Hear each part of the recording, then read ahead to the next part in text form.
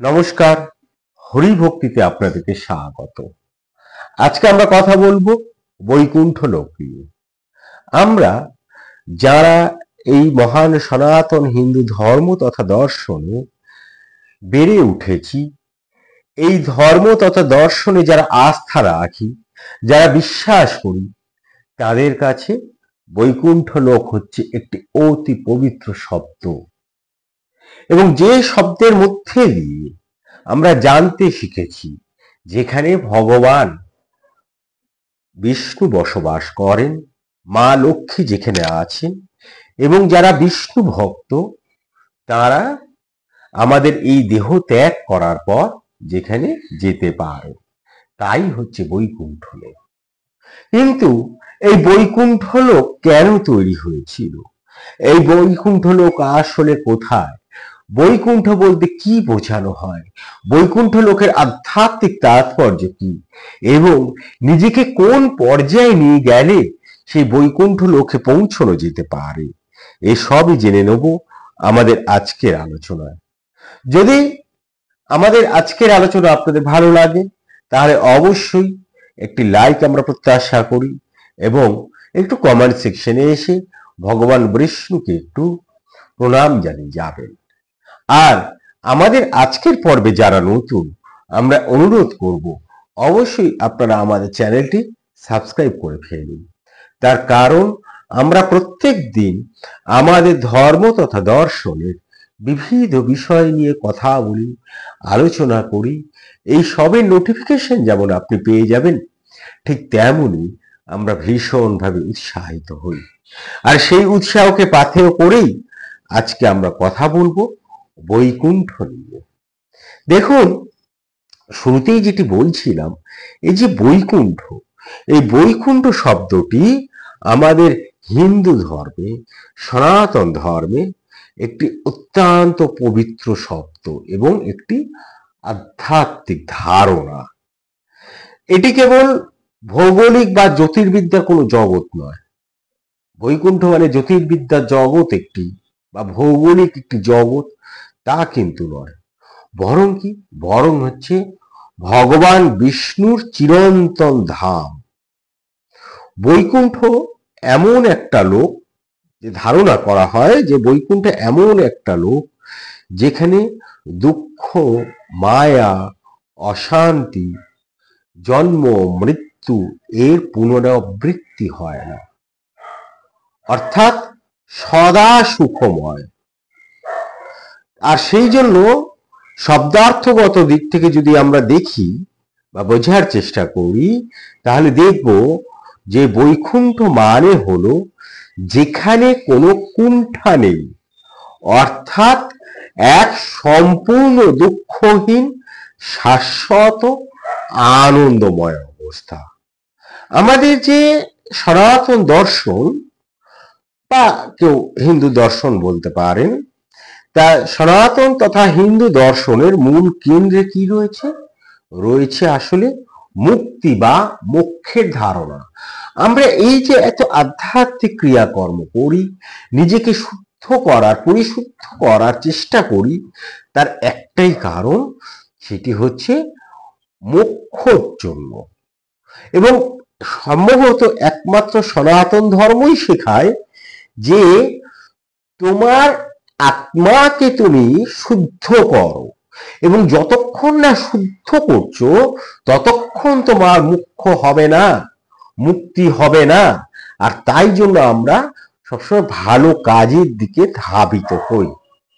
এইভাবেই ভালো কাজ, শুদ্ধ কাজ, সৎসঙ্গের প্রতি উৎসাহিত করে আমাদের ধর্ম। তা সেই আমাদের যে সনাতন দর্শন তথা হিন্দু দর্শন, তার মূল কেন্দ্রে রয়েছে মুক্তি বা মোক্ষের ধারণা। এবং জন্ম মৃত্যুর চক্র ভেঙে আত্মা যখন ভগবানের সান্নিধ্যে পৌঁছে যায়, বলা হয় তখনই সে আসলে বৈকুণ্ঠে প্রবেশ করছে। ভাগবত পুরাণ, বিষ্ণু পুরাণ, পদ্ম পুরাণ, মহাভারত এবং অবশ্যই গীতায় এই বৈকুণ্ঠকে বিষ্ণুর পরম ধাম বলে উল্লেখ করা হয়েছে। তা যেটি বলছিলাম, সেই বৈকুণ্ঠ শব্দটি এসেছে বৈ অর্থাৎ বিশেষ অর্থে বিরহিত বা বিহীন, এবং কুণ্ঠা মানে সংকট, দুঃখ, ক্লেশ থেকে। অর্থাৎ বৈকুণ্ঠ হলো যেখানে কোনো কুণ্ঠা নেই, অর্থাৎ দুঃখহীন শাশ্বত আনন্দময় স্থান। আর সেই জন্য শাস্ত্রে পরম ধাম, অক্ষরধাম, অযোধ্যা, বৈকুণ্ঠ, পরব্রহ্মলোক প্রভৃতি শব্দ আমরা দেখি বৈকুণ্ঠের জন্য ব্যবহৃত হচ্ছে।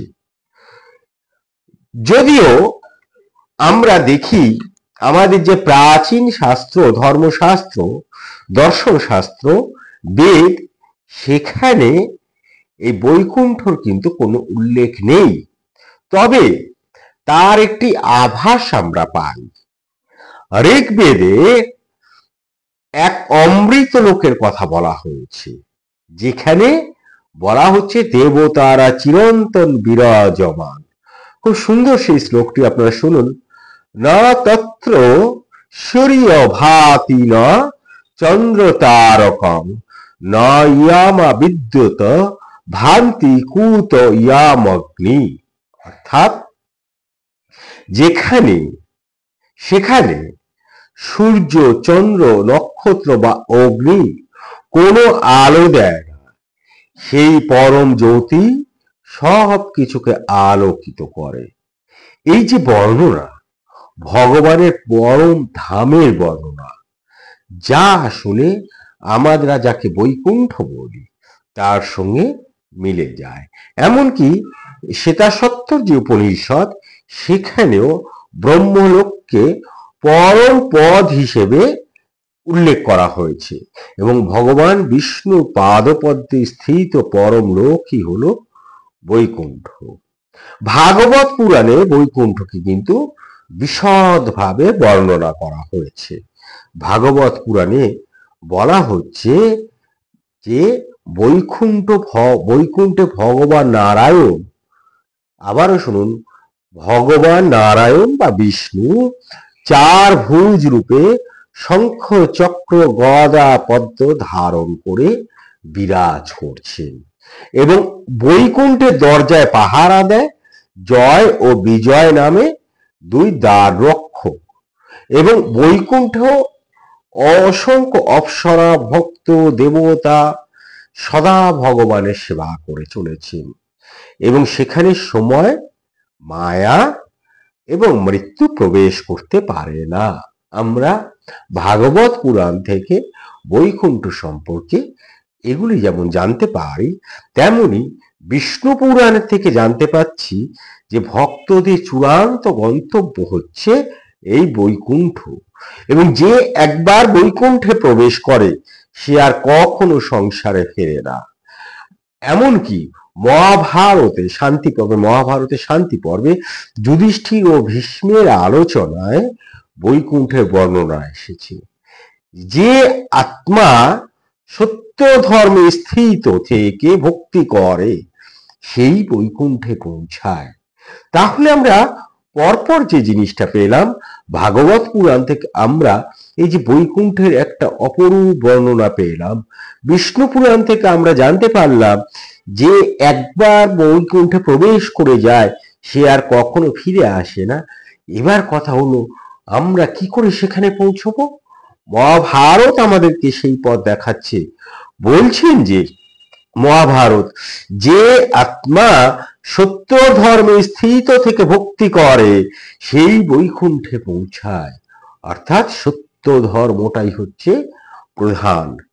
আর সেই জন্য ভগবদ গীতায় আমরা দেখি যে ভগবদ গীতা তো সে বেদের মতন বৈকুণ্ঠ শব্দটি সরাসরি নেই, তবে পরম ধাম বলে উল্লেখ করা হচ্ছে। সেইখানে আমরা দেখি খুব সুন্দর সেই শ্লোকটি, গীতার 15তম অধ্যায়ের 6ষ্ঠ শ্লোক এটি। ন তদ ভাষয়তে সূর্য ন শশাঙ্ক ন পরকম, যদ্গত্তানো নির্তন্তে তদ্দাধ পরমং মম, অর্থাৎ সেখানে সূর্য চন্দ্র বা আলো দেয় না। সেই ঋগ্বেদে যেমন বলা হয় যে সেই ধামে গমন করে সে আর ফেরে না, এবং আসলে এইটি হচ্ছে সেই বৈকুণ্ঠের কথাই গীতাতে বলা হচ্ছে। তাহলে আমরা বৈকুণ্ঠ নিয়ে কি কি দেখলাম, বা বৈকুণ্ঠের আধ্যাত্মিক বৈশিষ্ট্য আমরা কি কি পেলাম। সেখানে বলা হচ্ছে বৈকুণ্ঠের কিছু মূল বৈশিষ্ট্য, যেখানে বলা হচ্ছে অমরত্ব, অর্থাৎ এখানে মৃত্যু নেই। আনন্দ, অর্থাৎ এটি সদা সচ্চিদানন্দময় ধাম। এবং কালাতীত, এখানে সময়ের প্রভাব নেই। ভক্তির কেন্দ্রবিন্দু, বৈকুণ্ঠে শুধু ভগবানের লীলা এবং সেবা চলে। আর সৌন্দর্য, শাস্ত্রে বৈকুণ্ঠকে সোনার প্রাসাদ, চন্দ্রের মতন উজ্জ্বল নদী, রত্নখচিত প্রাসাদে পরিপূর্ণ বলা হয়েছে। আর এই বৈকুণ্ঠেই ভাগবত ও বিষ্ণু পুরাণ অনুসারে ভগবান বিষ্ণু এখানে অবস্থান করছেন, এবং এই ভাগবত এবং বিষ্ণু পুরাণে এই ভগবান বিষ্ণুর মহিমা বিশদভাবে বর্ণনা করা হয়েছে। তিনি শঙ্খ চক্র গদা পদ্মধারী, তিনি শ্রীলক্ষ্মী সহাসনে বিরাজ করেন, তিনি চিরকাল ভক্তদের মুক্তি প্রদান করেন। এবার বৈকুণ্ঠ মানেই যেমন ভগবান বিষ্ণু, তেমনই কিন্তু বৈকুণ্ঠ মানে হচ্ছেন মাতা লক্ষ্মী দেবী। লক্ষ্মী দেবী বৈকুণ্ঠে ভগবান বিষ্ণুর বা নারায়ণের চিরসঙ্গিনী, এবং সেইখান থেকেই তিনি ভক্তদের আশীর্বাদ করে চলেছেন। বৈকুণ্ঠে তার সেবা ছাড়া কিন্তু কিছুই সম্ভব নয়।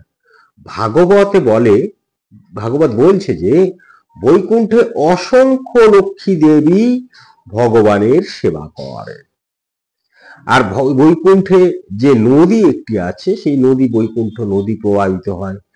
হ্যাঁ, এখানে ভগবান সিংহাসনের মধ্যে বসে থাকেন, রত্নখচিত সিংহাসনের মধ্যে বসে আছেন, ইত্যাদি ইত্যাদি বৈকুণ্ঠ সম্পর্কে আমরা একটি ধারণা পেলাম। কিন্তু কথা হলো যে আমরা এই বৈকুণ্ঠে কি করে প্রবেশ করব। শাস্ত্র আমাদেরকে চারটি উপায় দেখাচ্ছে বৈকুণ্ঠে প্রবেশ করার জন্য। একটি হচ্ছে ভক্তির মাধ্যমে, যেটি হচ্ছে সব থেকে সোজা। অত কিছু করার দরকার নেই, আমার অত কিছু পালন আমি করতে পারছি না, আমি একটা জিনিসই পারি, সেটা হচ্ছে ভক্তি। ভগবানের কাছে নিজেকে সম্পূর্ণ সমর্পণ করে দেওয়া, এইটি হচ্ছে ভক্তি। যে আমি তোমার দাস, আমি তোমার সেবক, আমি তোমাতেই বেড়ে উঠছি, তুমি ছাড়া আমার কোনো গতি নাই। এই যে ভগবানের প্রতি নিজেকে সম্পূর্ণ সমর্পণ করে দেওয়া, এইটি হচ্ছে ভক্তি। আমাকে আর কিচ্ছু জানতে হয় না, আমাকে আর কিচ্ছু বুঝতে হয় না। তা সেই ভক্তির মাধ্যমে, আর এই ভক্তি কিভাবে নিজের মনে সঞ্চার করব, নাম গুণগান করতে হবে। তা সেই ভগবানের নাম স্মরণ, পূজা, সেবা, এগুলির মাধ্যমে নিজের আত্মাকে যদি আমরা পরিশুদ্ধ করে নিতে পারি, তাহলে বৈকুণ্ঠে প্রবেশ করা যায়। আর জ্ঞান যোগের মাধ্যমে, যারা বেদান্ত চর্চা করেন তারা জানেন যে জ্ঞান যোগের মাধ্যম কোনটি।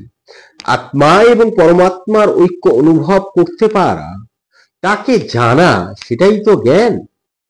আর এর জন্য বিচার করতে হয়, শাস্ত্রের পর শাস্ত্র অধ্যয়ন করতে হয়, সেই বিচার করে করে করে করে তার কাছে পৌঁছানো যায়। আর কর্মযোগের মাধ্যমে নিষ্কাম কর্ম করে ভগবানকে সমর্পণ করা, আর ধ্যান যোগের মাধ্যমে, ধ্যান যোগের মধ্যেই আপনার জ্ঞান যোগটি লুকিয়ে থাকে, কর্মযোগটি লুকিয়ে থাকে, ভক্তি যোগটি লুকিয়ে থাকে। সব থেকে ভালো হচ্ছে ধ্যান যোগ।